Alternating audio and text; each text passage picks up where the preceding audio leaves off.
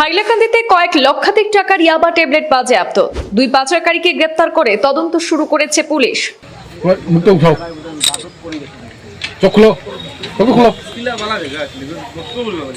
হাইলাকান্দি জেলার সদর পুলিশের এক বিশেষ দল সম্প্রতি গোপন তথ্যের ভিত্তিতে এক সফল ড্রাগস বিরোধী অভিযান চালিয়েছে।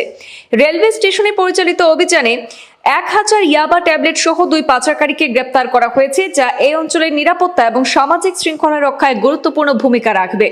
পুলিশ সূত্রে জানা যায়, এই অভিযানে মোট 5টি প্যাকেটে রাখা 96.53 গ্রাম ওজনের নিষিদ্ধ ইয়াবা ট্যাবলেট উদ্ধার হয়েছে। এই কাণ্ডে ধৃত দুই পাচারকারীর নাম পরিচয় জানা গেছে। নাজিম উদ্দিন লস্কর ওরফে কালা, তার বাড়ির কাঞ্চনপুর প্রথম খণ্ডে, এবং বিপুল হাজাম সে লালা থানার অন্তর্গত রংপুর থানার বাসিন্দা। এই ঘটনার পর হাইলাকান্দি থানায় মামলা নম্বর 180/2025 ধারার 22C/29 NDPS অ্যাক্টের অধীনে মামলা রুজু করে তদন্ত শুরু করেছে পুলিশ। এছাড়াও পুলিশ জানিয়েছে যে অভিযান চলমান এবং এলাকার জনগণকে এই ধরনের অবৈধ ড্রাগস প্রবাহ থেকে রক্ষা করা এবং সামাজিক নিরাপত্তা বজায় রাখা তাদের প্রধান লক্ষ্য বলে জানিয়েছে হাইলাকান্দি পুলিশ।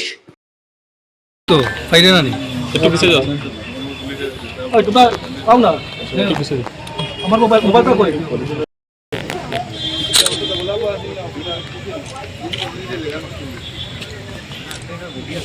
ওদিকে দেখো, ওদিকে দেখো।